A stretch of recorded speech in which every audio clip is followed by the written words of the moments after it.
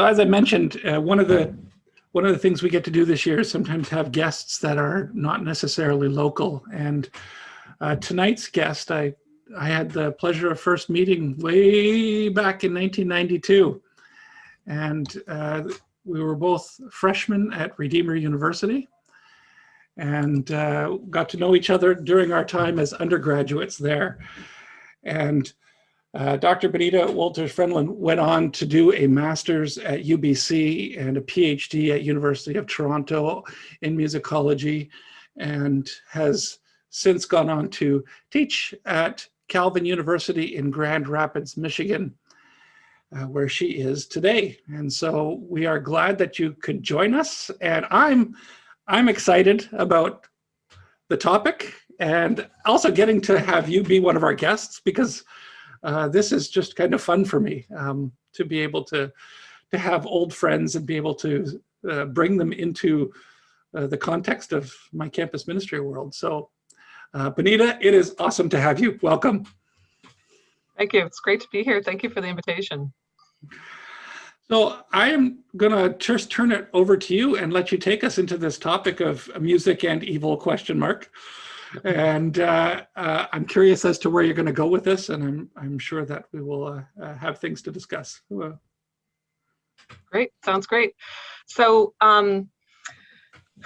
so I wondered quite a bit about exactly how I'd structure this.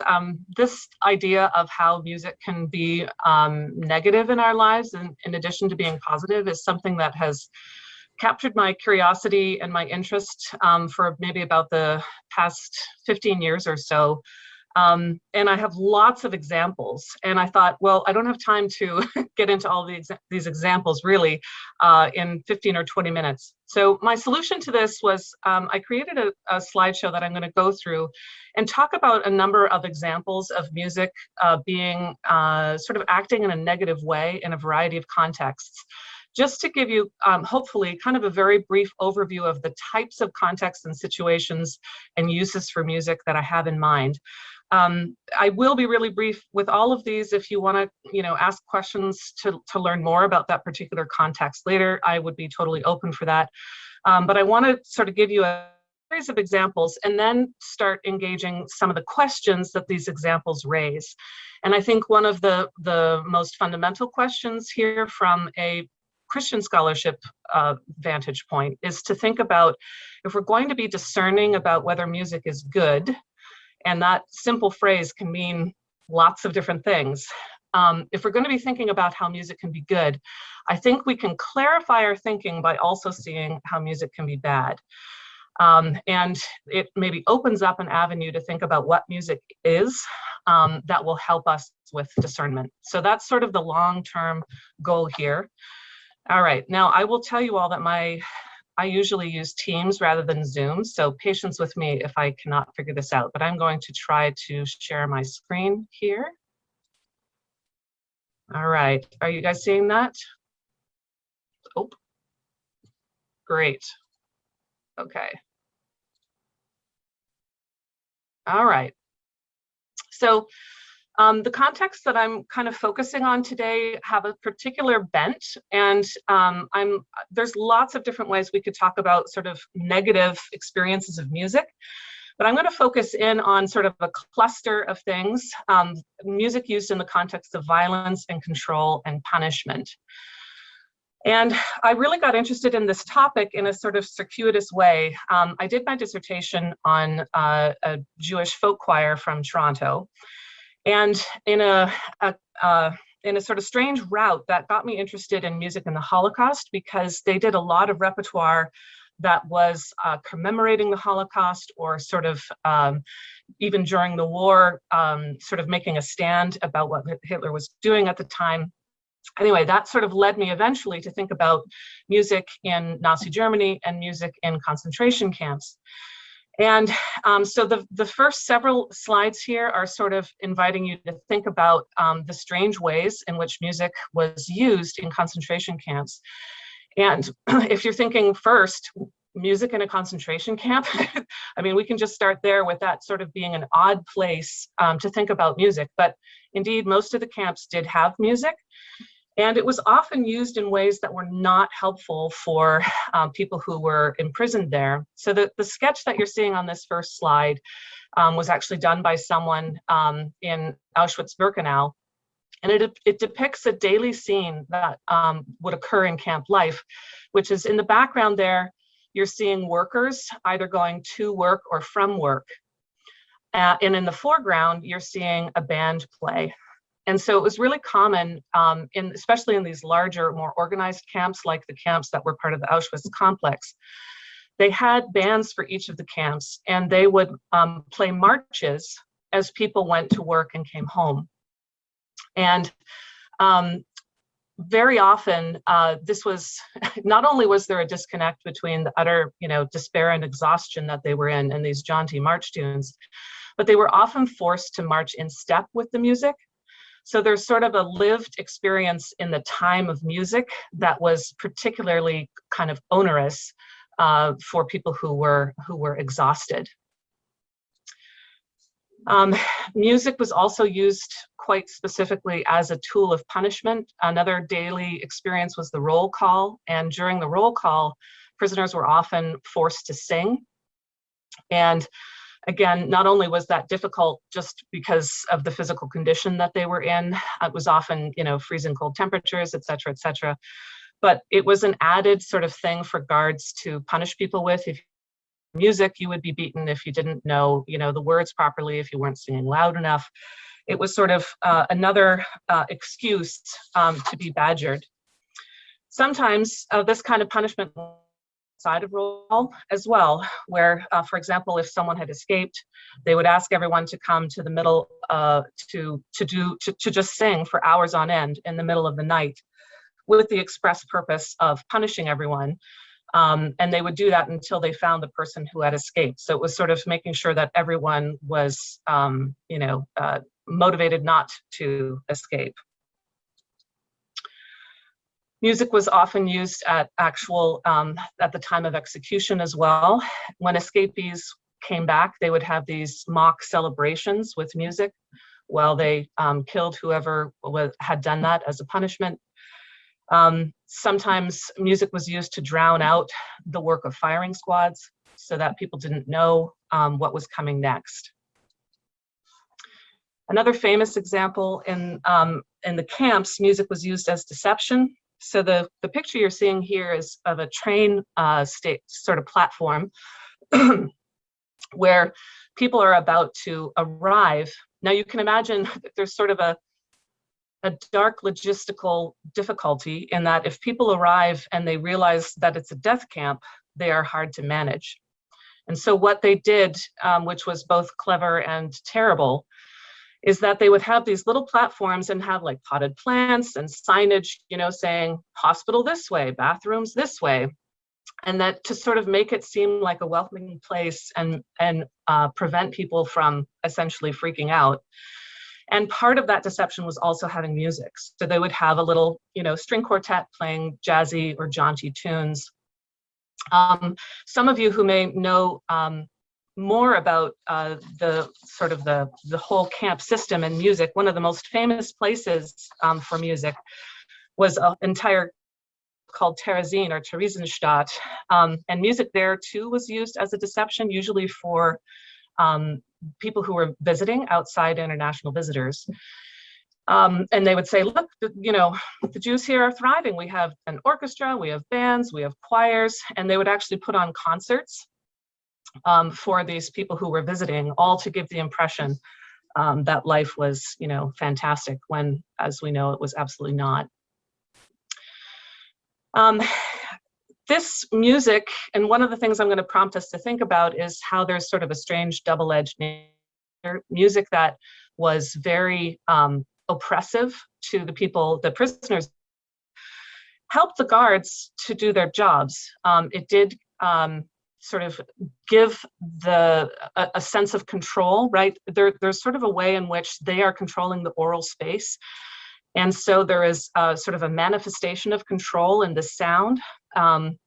It does help to make people feel oppressed, to make them downtrodden, to dehumanize them.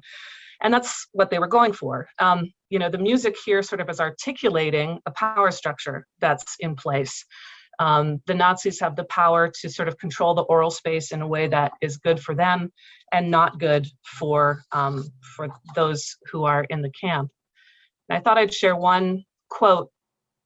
There's a lot of different Holocaust narratives that talk about the role of music in really interestingly different ways. Some people talk about how music saved them, and other people talk about how music was the worst part of their experience there.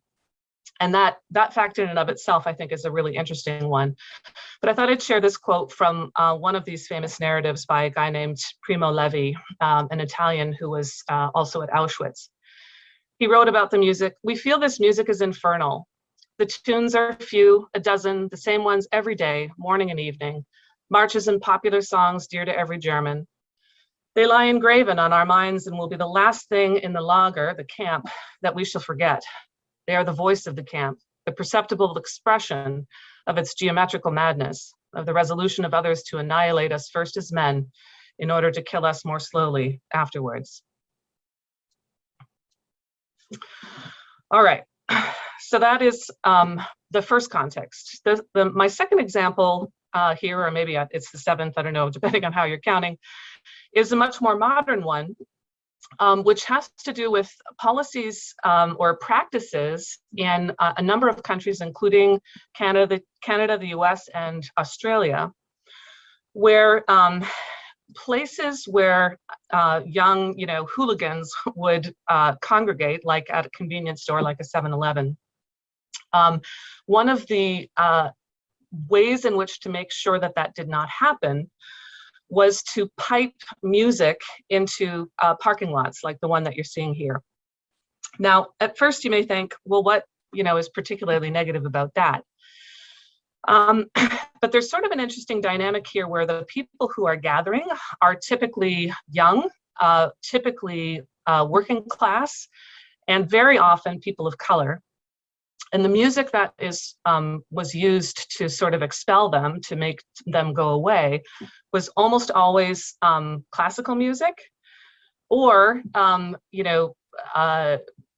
uncool music like Barry Manilow or something like that. Now, this kind of practice often, will just make people laugh, like, oh, that's just funny that you would use Beethoven to make sure young people don't come to your store. But if you think about the example that I was just talking about with the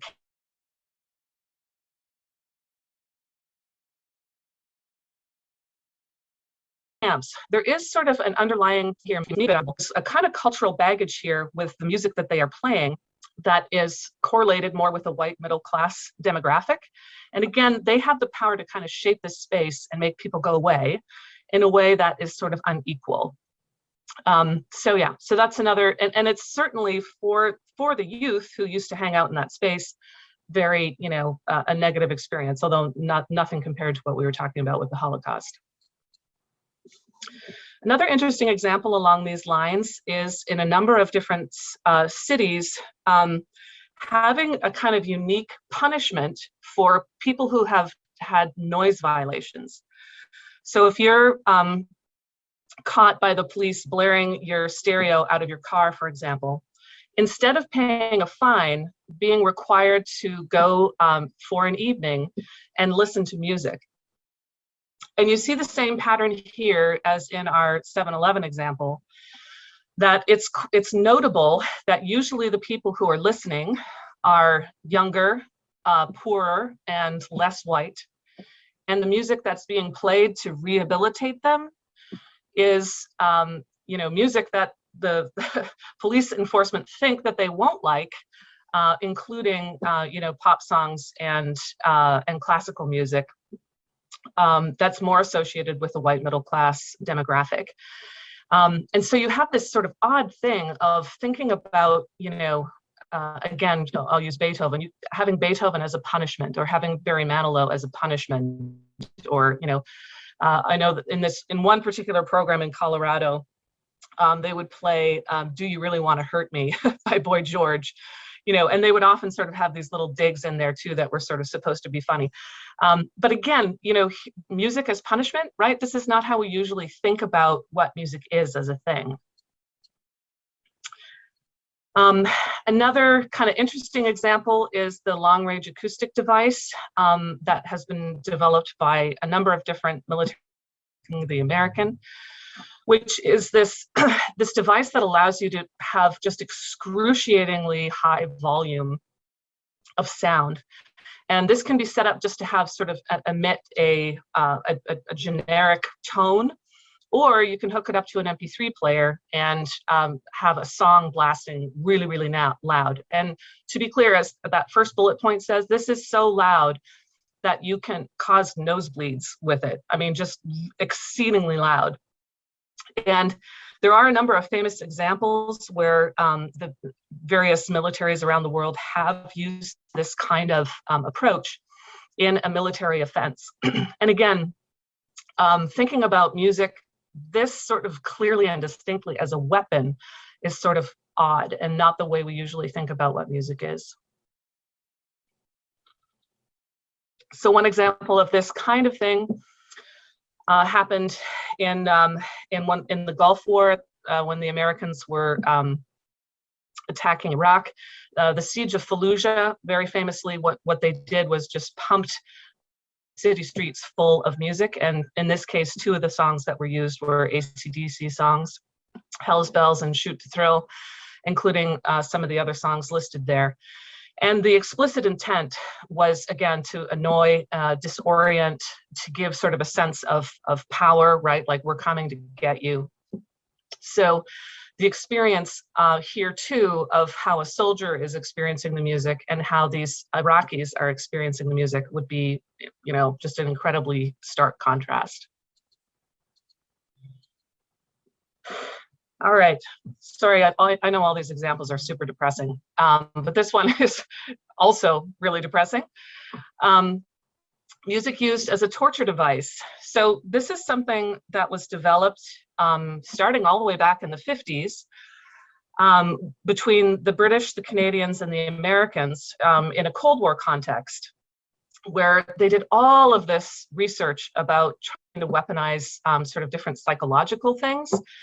And music was a part of that as well. And they discovered that, very loud, ongoing, like days at a time, music was extremely disorienting and helped to make prisoners more compliant. So if you wanted to have someone answer questions in an interrogation, having constant loud music was one way to achieve that. One of the things that did was deprive prisoners of sleep. And it's sort of eventually, I mean, it's so loud and so persistent that you don't have a sense of an internal dialogue anymore, and you kind of start to lose a sense of yourself. They found that this was effective enough that they used it quite frequently, and most recently in the American Global War on Terror. So this was used during interrogation. The picture there shows those speakers there are the music, but you'll also notice that the prisoners put in stress positions. So music was used, but it's in combination with other things too. If you relax, those chains start to give you pain on your hands and feet. And very often these places were dark or with strobe lights, very hot, very cold. So they were getting a complete sensory overload. Music was just part of that, but it was an important part, especially because sometimes the more kind of cultural aspects of music were quite intentionally used to make prisoners feel uncomfortable. In a famous example at Guantanamo Bay, for example, it was used with Muslim prisoners to give them a sense that they had sinned because they were listening to music that was sexually explicit and Western. And that was sort of seen as an opening to help break a prisoner down.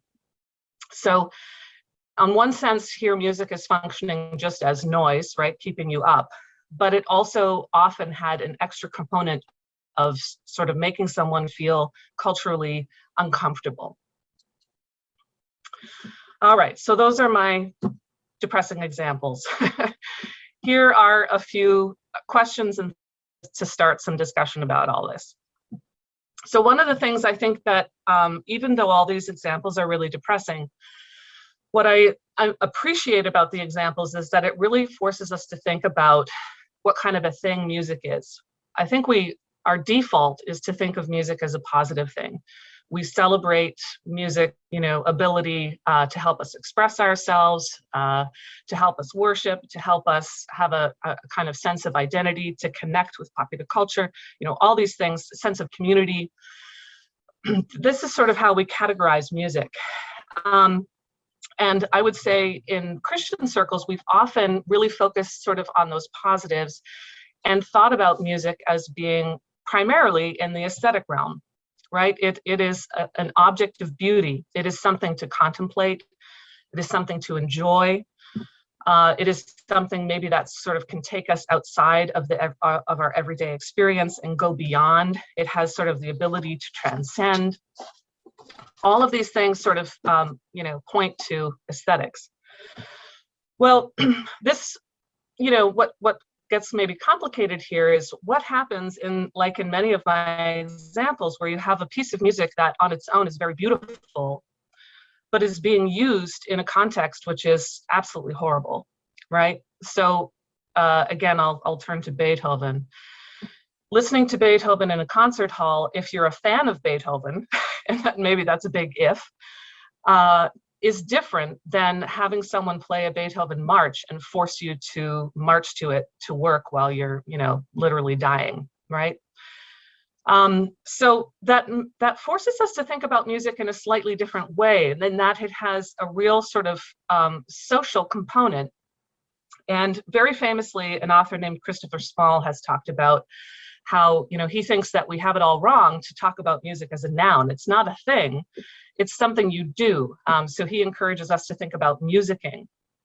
If we think about this kind of social component and of how music is relational, the music is in a very specific context and it's doing something, that sort of opens up a whole different set of questions when you're thinking about not just sort of what kind of thing it is, but then how to discern. So discerning good or bad, if you sort of think about those two ways of thinking about music, you would use different kind of criteria, right? Good, if you're thinking aesthetic, means stylistically good, right? It has a great rhythm. It has a unique, harmonic structure. Within its style, it sort of fits in that style well. It's a good exemplar, and we would probably there have caveats about, a good country song has different rules for what makes it good than an Indian raga, right? So lots of options there for thinking about what makes it good, but you're still sort of sitting in the aesthetic realm. What I'm hoping these examples maybe help us think about is what kind of cultural work is happening in that context, which may be in fact quite contextual and quite subjective, and brings us into the realm of ethics, right, rather than aesthetics. So here, good doesn't mean, it sounds good. It means it's doing good. Or it's not doing good, right? And we would sort of have both options there. So in my courses at Calvin, which is a Christian institution, and so I can sort of engage these questions, I always encourage my students to sort of think about both these, whether music is good or bad, to not stop with just the aesthetics or with just the lyrics. Another kind of trap often in Christian circles, to look at the people and the lyrics and everything else is details. But then to move into ethics and to ask the question, what kind of cultural work is it performing? What is music doing in that context? And that opens up the possibility, again, that the same song you might call it aesthetically good or aesthetically bad, but it would function differently depending on its context. It has the potential to do very different things depending on all kinds of factors. So a few other thoughts. As I mentioned, as I was going through the example, one of the things that this sort of opens up is not only can the same song be sort of good in one context and bad in another, but you can have in the very same context, one person experiences it as very good and another doesn't. Again, my camp example, right, where what the music is doing for prisoners and what it's doing for guards is very different, right in the same moment. So that creates some, some nuanced thinking. The 7-Eleven example, from the perspective of the owners, they think piping classical music is fantastic, right? It's very good. For the people who used to hang out in that parking lot, it is a very unpleasant experience. The other thing here is to think about the importance of power and agency, and I tried to kind of emphasize that as I was going through my examples. It really matters who gets to decide what music is playing and how loud it's playing and all of those things. One of the key ingredients in all of my negative examples is that there are cases where music feels like it's being forced on you rather than it's something you're choosing for yourself. Most of the positive examples that we can think about with music is, when we have a sense of agency in listening to and interpreting and choosing music that we like, right? If we don't have that sense of agency and choice, there's all kinds of, room open to experience music negatively. And that relates to the next point. Very often our subjective sense of whether something is music or noise depends on this kind of sense of agency, right?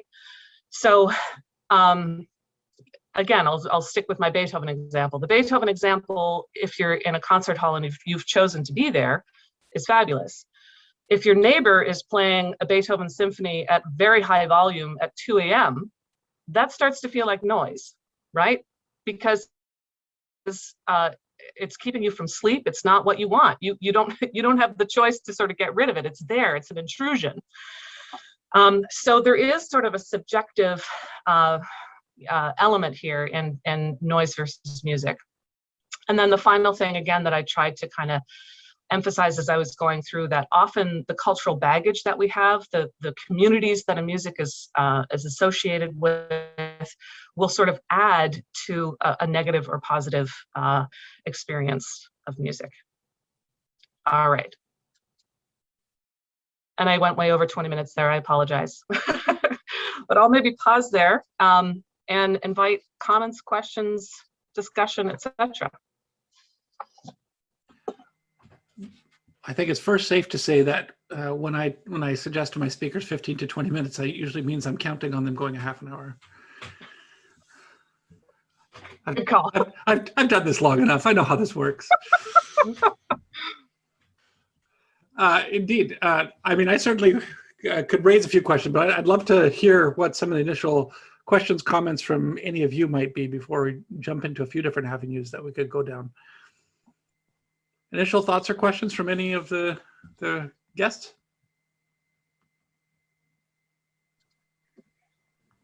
Yeah, I have a question. First of all, I want to say thank you. That was a really fascinating presentation. I think when I saw the title of the event tonight, I wasn't sure exactly like what to expect or what direction you're going to go with this discussion about music. And that application was really interesting. I personally had never heard it talked about in that context before. Specifically related to the Holocaust or to concentration camps, I guess.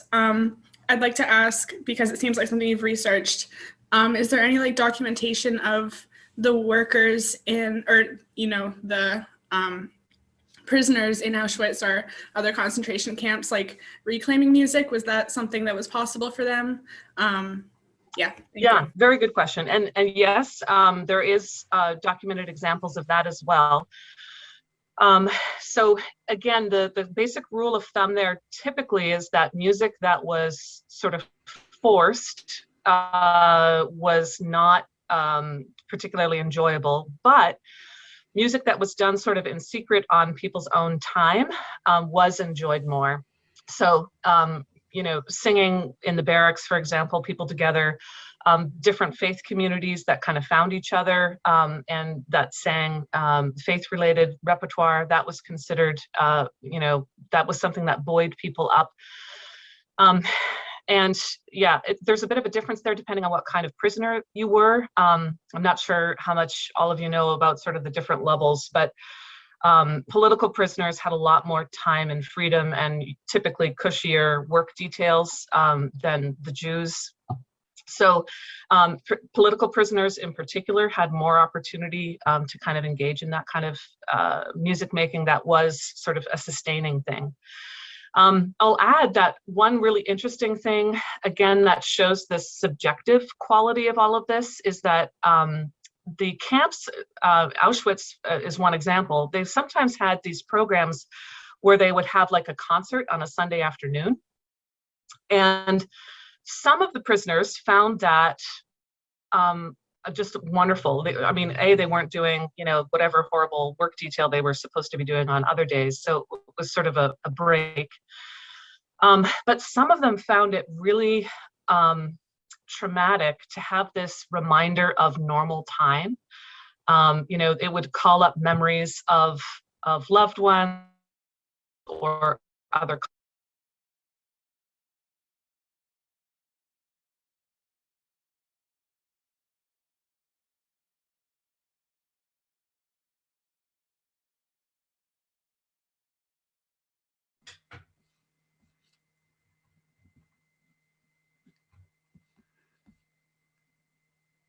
And we wait.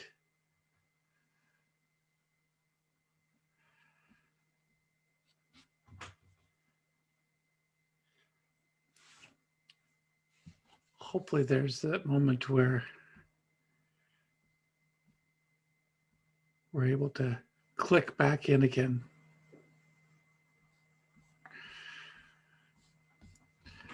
My assumption is that Benita will join us again here in a few moments.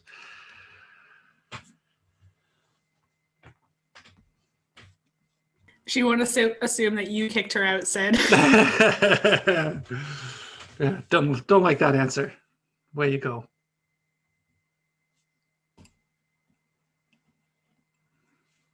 No, it is an interesting topic. When I think of the conversation on music and evil, the first thing that came to my mind is thinking about lyrics that are evil, or thinking about music that's bent in a destructive sort of way and is somehow promoting evil.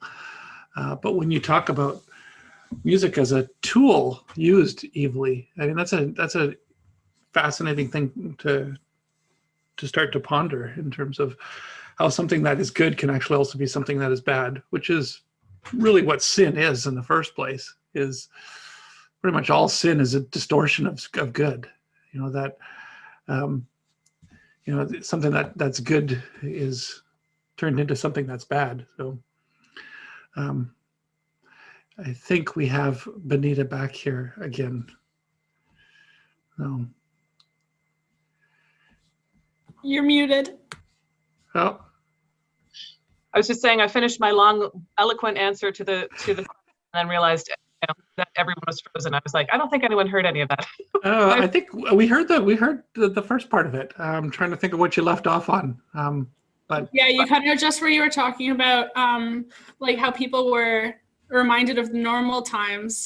Right. Yeah. So for some people that was positive, and others it was very negative. I see Drew or Seth have a hand up over there. Drew or Seth? Yeah, I also really appreciated this approach. It's a way of thinking about music that I haven't done a lot of. I guess the question I had, so yeah, we talked a lot about music being dangerous when it's used as a tool or a weapon, I guess. I want to know, in your exploration of if it's possible to make for music to be evil, have you explored aesthetically if music can be just objectively not good or objectively evil? Is that something you've thought about? And how does that interact with music being, I guess, ethically evil? in this context? That's a great question. And I will say, so I have done some thinking about this. I wouldn't say that all my fellow Christian musicologists agree with me. So I'll have that caveat out there. For me, I think evil really implies some kind of ethical realm. And I'm not sure that that it would ever make sense to talk about aesthetics as being evil. I think you could talk about it being bad in the sense that it maybe doesn't sort of come up to to some kind of aesthetic norm of beauty. But evil for me seems like you're talking about ethics. And if you're talking about ethics, you're talking about some kind of action, right? Something that you do. The realm of ethics has to involve sort of human action at some level. So I guess that's a long-winded way of saying I don't think things can be aesthetically evil. I think they can be aesthetically wanting. They can be aesthetically bad. But the specific idea of evil, I think, it would be sort of like, to my mind, saying, can a tree be evil? You know, and here's where we maybe get into more questions about what exactly music is. If you strip out all of the cultural aspects, music is vibrations in the air, right? It's difficult to think about at that very kind of basic, and admittedly limited way of thinking about music as sound, as vibration. It's hard to see how that could ever be considered evil in an ethical sense. That said, I would say that there are probably other Christian musicologists who would disagree with me on that point and say that, the primary way, or the sort of the central way in which music can be fallen, is to not come up to, the aesthetic ideals that we would have for it. So, so I'll just acknowledge that not everyone would agree with me.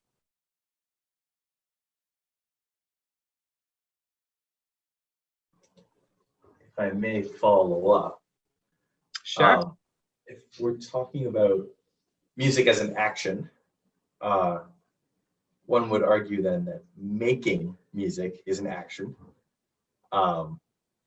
Is it possible to, I guess, make music in such a way that it is no longer pursuing goodness? Yeah, it is. So I guess we would need to interrogate what making music is in that instance. So, if you think of let's imagine a scenario where you're a member of a choir and your choir is making music in a rehearsal. Again, and I'm sorry if I keep sort of coming back to this, but I would say there's two things that could, and then maybe more than two, but there's at least two things that we could interrogate in the act of making that music. One would be more kind of technical, like we're expecting, notes to be tuned in this way. We're expecting it to have some kind of correlation to, a notated score. And there you could sort of say you're doing it correctly in the style or not. But the other would be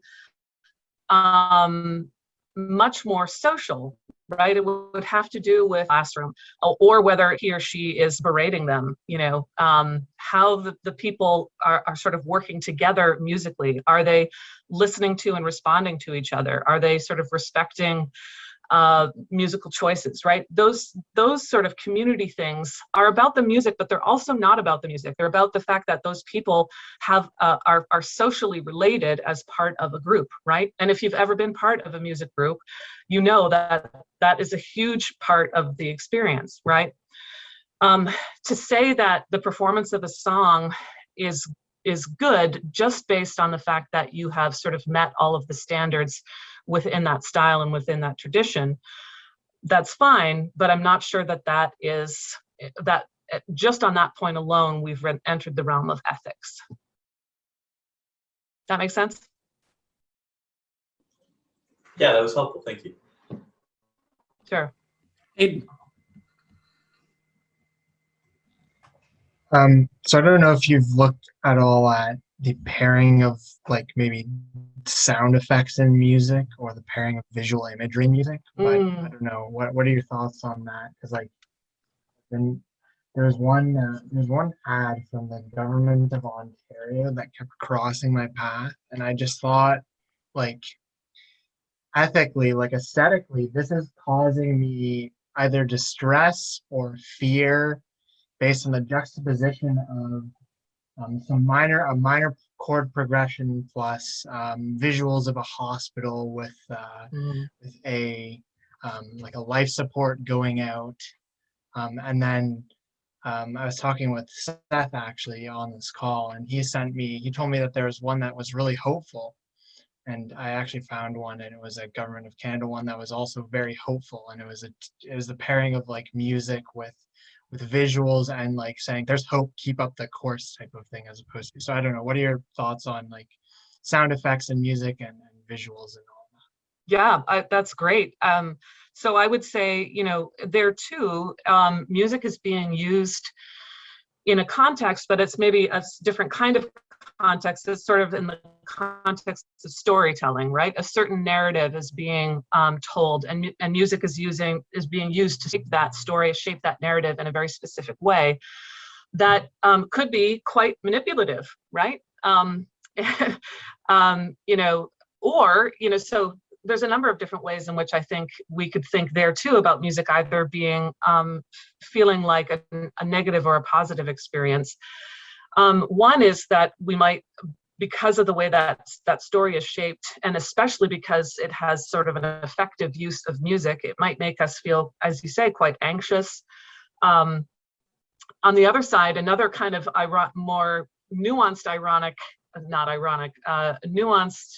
sort of interpretation of it being good would be if you actually find what's being presented as compelling, but what's being presented is terrible, right? So beautiful music is being used to sell you something that you don't need, or maybe sell you an image of some person as being a certain way, right? So music is entangled in a story that's actually quite hurtful and unhelpful. So you may not feel a sense of discomfort, but the broader context of manipulation is maybe a place where we could sort of say, we're not sure that this is actually a good thing. Hannah. Yeah, thank you for this presentation. It raises so many interesting tracks that we could go down. I'm curious, I've been reading a little bit this week about using music in worship, and I wonder what your thoughts are on kind of the concept of redemption. So can music that has been used in an evil context before be redeemed for an appropriate context in worship? So for example, we talk a lot about like bar songs or pub songs having their melodies brought into being hymn tunes, or in other cultures where music is used in animistic worship practices, can that music then be used in Christian worship? So I'd love to hear your thoughts on that. Fantastic question. My my answer for this whole presentation is it all depends, right? It all depends on the context. So a couple of thoughts though. One is to sort of two things that are both true that may be sometimes in conflict with each other.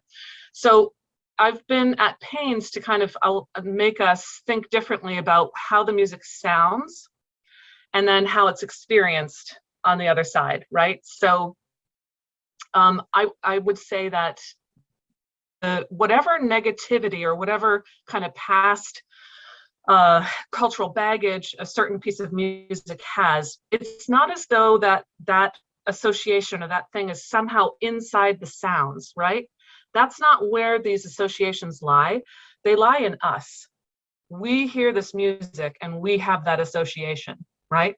So this is a really kind of key point that I think actually Christians have not always been great at understanding.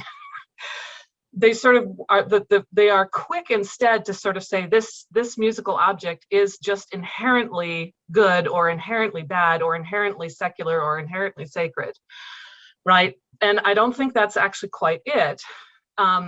We associate it with one thing or another for a variety of reasons, including history and, you know, our past experience, et cetera, but it's not in that thing itself. So you do have these famous examples. You know, the one that I always like to use is the very somber Easter hymn, "O Sacred Head Now Wounded." You know, Bach stole that from a pub tune that was, "My heart has been, you know, trashed by a tender maiden's charms." And imagine that at the time, you know, folks in Lutheran churches who first heard that would be like, how can you use that tune to talk about Jesus on the cross? I mean, this is just like, you know, what are you doing, Bach?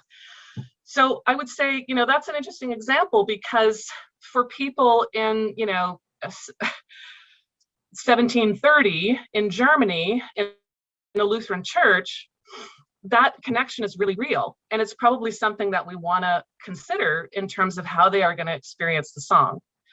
For us in 2021, you know, that is so far gone. In fact, I have never heard a single person say we shouldn't be singing that song, you know, because it has secular roots. I mean, no one cares anymore, right? It's gone.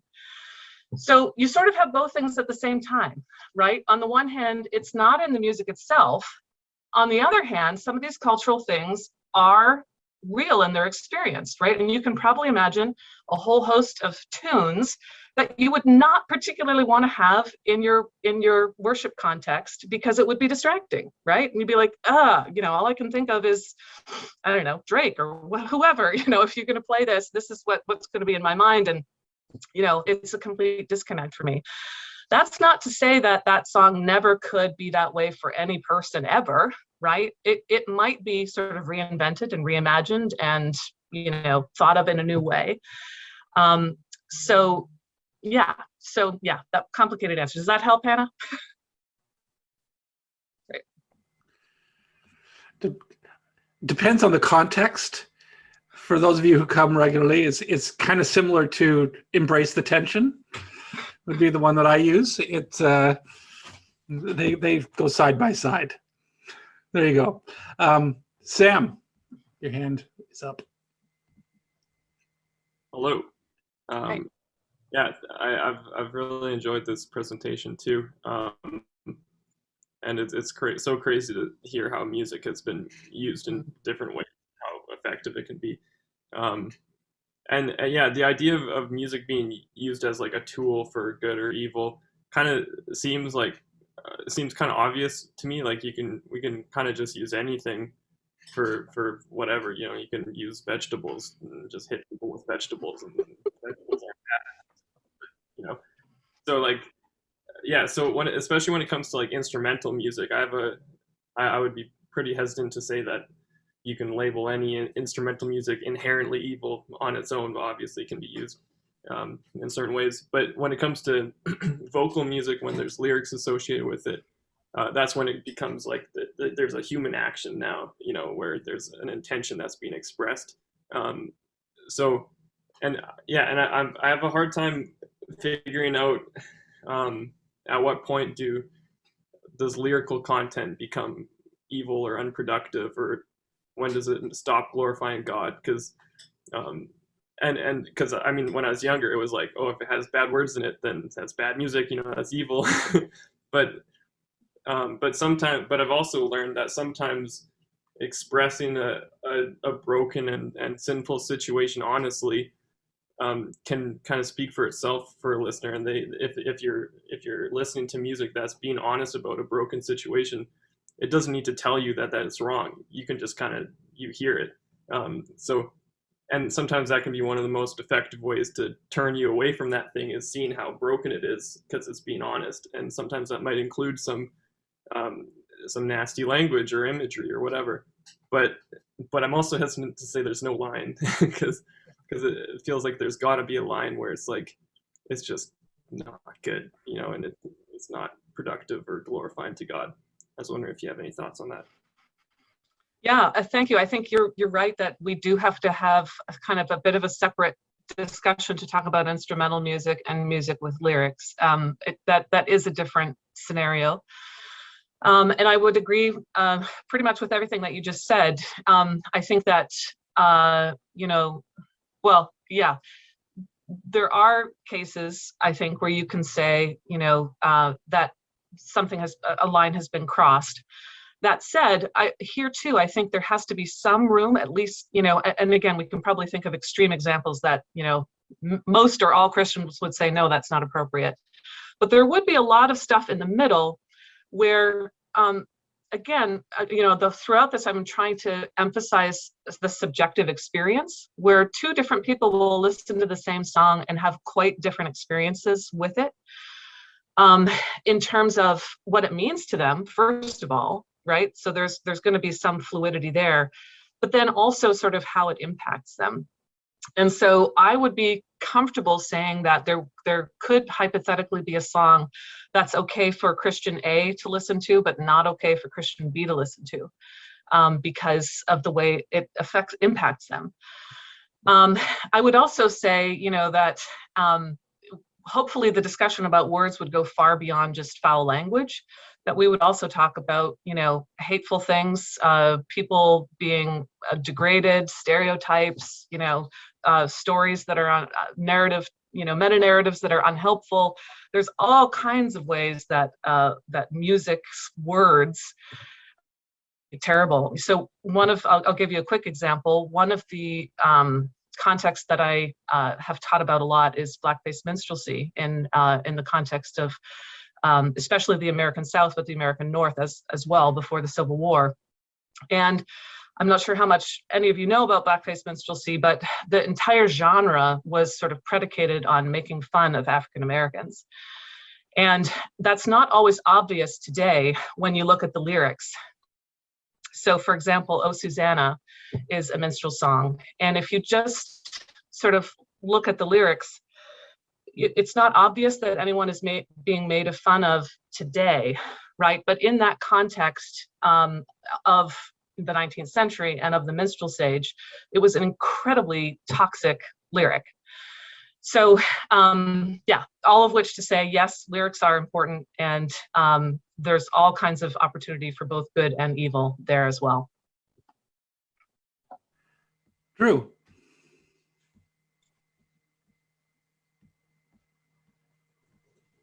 Yeah, so building off of like the previous questions, how like, do you have a suggestion for a framework of how we choose music? Because just in the age of like streaming services and like YouTube and social media, we have access to so much more music than we did before from like all over the world, and like can pop up on like a random playlist. So like, how do we like choose what to listen to? Because like, I know for me, like I can't just listen to something passively. I actively listen to it, and then it can affect my like thoughts and emotions.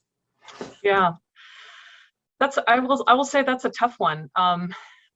Like most areas of discernment, it takes work, and it's kind of often in an area of gray.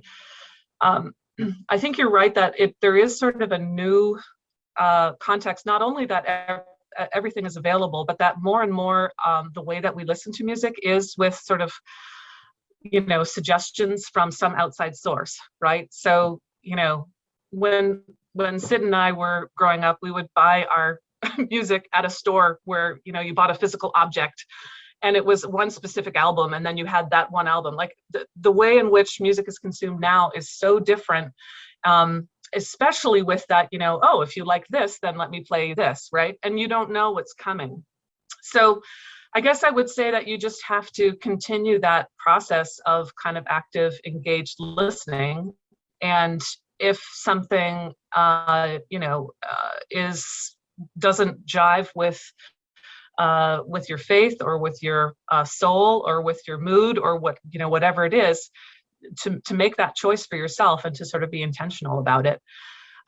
The positive side of the whole sort of playlist world is that sometimes, you know, if you can find one thing that is good for you, that feels sort of generative, that feels wholesome in your life, something that is, you know, adding rather than subtracting, sometimes that can sort of lead to a good loop of, if you like this, then also this. That's maybe a bit of a cop-out of an answer, Drew. I apologize. It's a tough thing to discern. It's, Yeah. you know, yeah. Nalani. So you touched on this a bit when you were responding to Sam, but when we take songs that like were historically like stuff like minstrel songs or different like Southern tunes that 100% like people don't realize like the history of it, like even stuff like Arkansas Traveler, like people don't even realize there were lyrics to that, like Right. it's just a fiddle tune nowadays, or Dixie. So like, how do you feel about us like approaching like being sensitive to people's history and how that was systematically used against them, to people just enjoying songs today that they don't realize had that type of meaning? That's a great question. And I will tell you, you know, I in both my popular music class and my American music class, you know, this would be an entire 50-minute discussion that I would have with my students, because I do think it's really difficult. It's really complex. So I guess I would say two things. One is, you know, when I think about sort of issues of cultural sensitivity, I think our default has to be to listen more to those who are upset and oppressed than those who aren't. So my default would be to be sympathetic and accommodating to people who have been historically marginalized.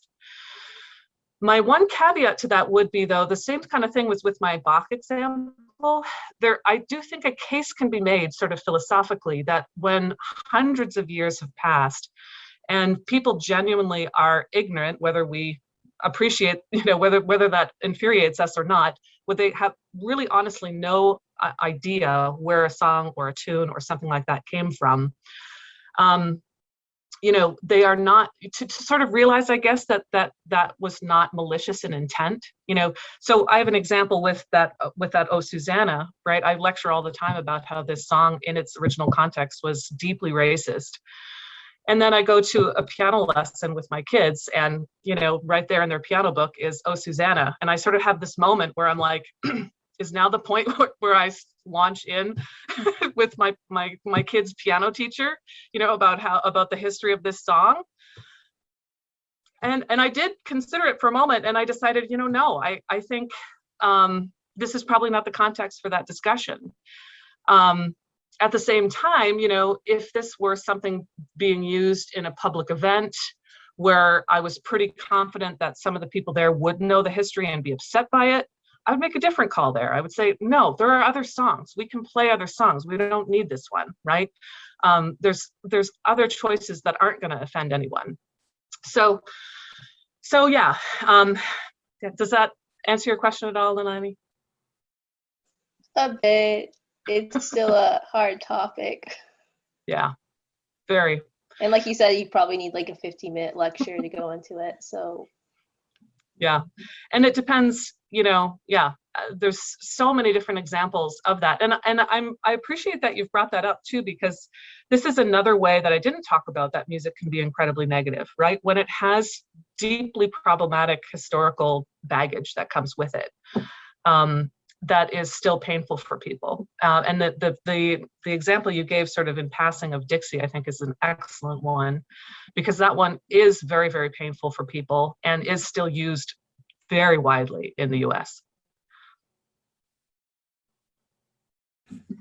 We are just past 7 o'clock, and I want to make sure that there's, if you have a question, that you have the opportunity to ask it. Are there burning questions that are? Yeah, Leanna, your hand's up. I can try to make it quick. Oh, no. No.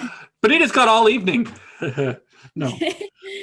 Yeah, this is kind of relating back to the topic about music with lyrics. Yeah, I've been recently thinking a lot about the whole, there's a huge range of thought, I think, among Christians especially, that ranges from, I can handle this, it doesn't affect me, like my faith is strong enough that I can like listen to this and I can separate the lyrics from the music. And then there's like the other side where people will say like, well, I know that I'm weak because I'm human, and so I need to flee from temptation because I know that I'm just not even going to go there. It doesn't affect me because my faith is strong enough? Like, are we just kidding ourselves with that kind of mentality? How? Because it's so confusing to me that a lot of, and I'm guilty of this myself too. I just think that a lot of people my age, especially, it will sometimes be interesting the kinds of music we listen to, and just that we're totally okay with it. That even if we just spoke those words out loud, not in the music, it would be totally shocking and not, just any thoughts that you have on how to balance that? Yeah. Yeah. I guess one thing I would say, sorry, I just got a little tickle, is that I like your litmus test there of if I spoke this out loud, would it be kosher or not? I think that's one nice kind of litmus test. I would want us to think too about, not just how it affects me, but how this music existing in the world affects people, right? So, is this, so one controversial aspect of popular music, of course, is how women are depicted, for example, right? And the language used to describe women. So, even if you can sort of say to yourself, well, I don't think this is going to impact how I view women or how I interact with women, I think the question still sort of should be out there. Is it okay for this to just be normal, right? To have thousands of people listening to it and have it be normalized as, not something to even comment on.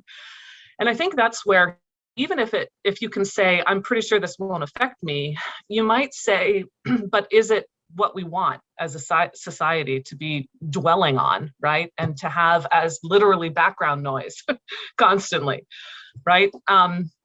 So yeah, I think that we would want to be careful with those kinds of things, and that's of course just one example. There's many others that we could point to. Yeah, my grandma would always say, garbage in, garbage out. And it just makes so much sense now, because I feel like, especially if words are sung to music, it can be even more powerful than if they're spoken. But, yeah. Although there again, people are different that way. Some people listen to a song once and they can repeat all the lyrics. I have songs that I've listened to 20 times, and I'll then look at the lyrics and I'll be like, is that what that says? Because, I have an ear for harmony and melody. So that's sort of where my ear goes. And I do actually often forget about the music and then or the lyrics, and I'm quite shocked.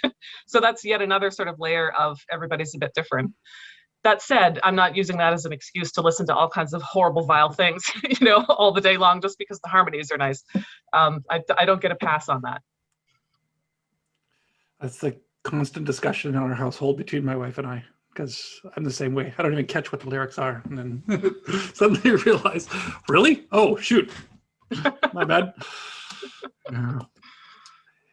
Any final question? Otherwise, I think we should wrap up. It strikes me I always, when you get these conversations about discernment and thinking about any subject matter, that in the Old Testament, the name of God's people is Israel, which means wrestles with God. And so it always means that we as a people of God are called to wrestle with God, but also wrestle with the world that we're in, trying to discern through these things. So it shouldn't surprise us that it's hard to figure out how music is best used or listened to, or any of these types of things, because that just is a component of who we're called to be as stewards. If we are stewards in the creation, then we have to steward these things well. And Benita, thank you for taking the time tonight to take us into this conversation. Even just listening to the questions from everybody, there's such a wide range, even within the questions we had, off of the topic that you introduced us to. And so thank you for taking your time tonight to be with us. We really appreciate it. My pleasure. It was, your questions were all fantastic, and it was really enjoyable to spend this time with you.